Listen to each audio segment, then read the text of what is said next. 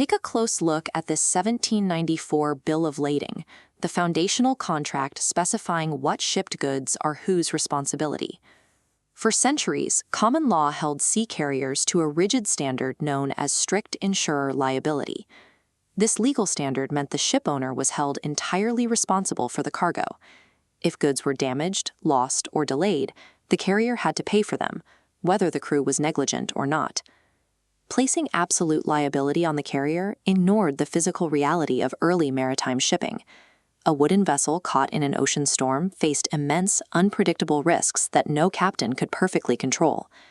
Forcing shipowners to absorb the total financial impact of every lost cargo created an untenable economic environment.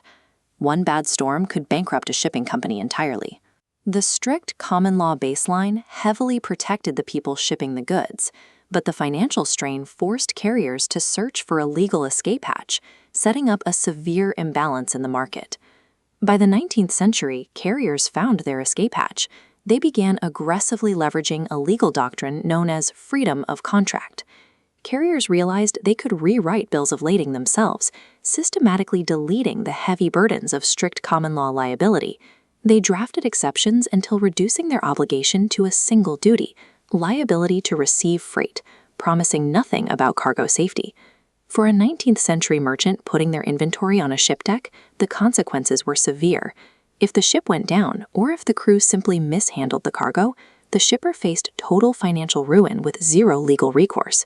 Global shipping quickly deteriorated into an unregulated legal crisis. Without a baseline of trust or guaranteed protection, the risks of international trade became impossible for merchants to calculate. Leaving maritime contracts entirely to the open market failed. It removed the equilibrium required to keep both merchants and carriers in business, driving shipping nations toward a legislative intervention to restore order. Recognizing the market failure, individual nations began passing their own domestic laws to restrict exactly how much liability a carrier could contract away. The United Kingdom took early regulatory steps, and the United States followed with a major legal intervention by passing the Harter Act of 1893, which explicitly banned carriers from using contracts to excuse themselves from negligence. Other shipping nations rapidly introduced similar protections for their merchants. Australia passed its own act in 1904, Canada in 1910, and New Zealand in 1914.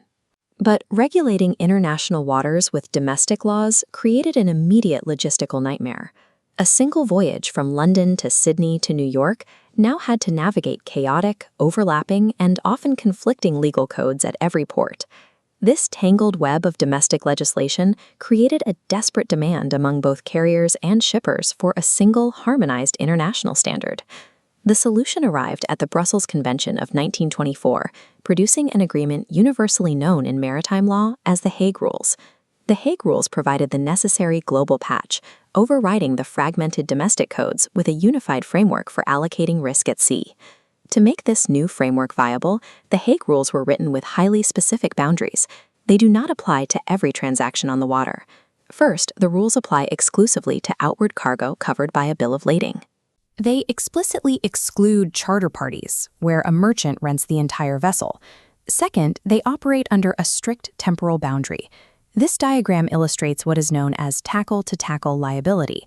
The carrier is legally bound by the Hague Rules only while the goods are physically on board the vessel, or suspended by the ship's tackle during loading and unloading. The moment that cargo touches the dock, the international protection ends. The rules also deliberately exclude vulnerable cargo types. Any goods stowed directly on the deck of the ship are not protected by the Hague Agreement. Furthermore, the carriage of live animals, which carry high inherent risks of injury or death during a voyage, is completely exempt from Hague coverage. By fencing off liability into a highly controlled physical zone and excluding high-risk cargo, the architects of the Hague Rules ensured the financial risk remained calculable for the carriers. With the boundaries set, the core architecture of the Hague Rules took shape as a grand compromise forged between the merchants and shipowners. Here is the first half of that compromise. Carriers had to surrender their freedom to contract out of liability. Instead, the law forced them to accept a strict set of minimum responsibilities.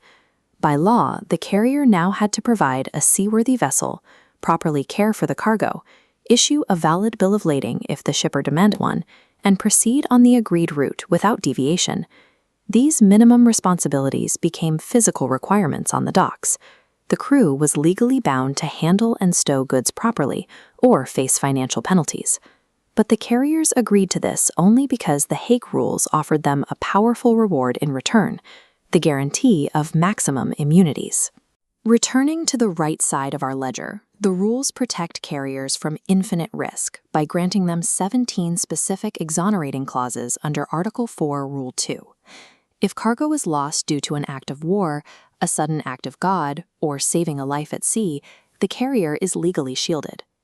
Most importantly, the Hague Rules implemented strict financial ceilings. Carrier liability was capped using monetary units tied to gold value, completely regardless of the cargo's actual market worth. This grand compromise stabilized global shipping. Shippers finally received a reliable baseline of protection, and carriers were insulated from catastrophic uninsurable losses.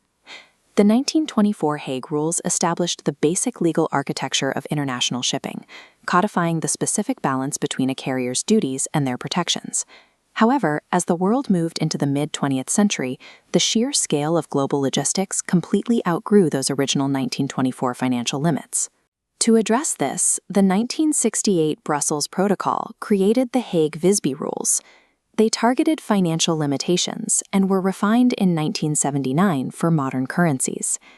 In 1978, the Hamburg Rules attempted a structural overhaul, shifting liability further toward the carrier to modernize the legal definitions of carriage. The effort to align multiple international systems continues. Drafts like the 1980 UN Convention on Multimodal Transport show the ongoing effort to manage liability across ships, trains, and trucks simultaneously. Treaties will continue to be drafted and amended as supply chains grow, but the underlying dynamic of maritime law remains unchanged, a perpetual, delicate balancing act between the physical risks of the sea and the written contracts of men.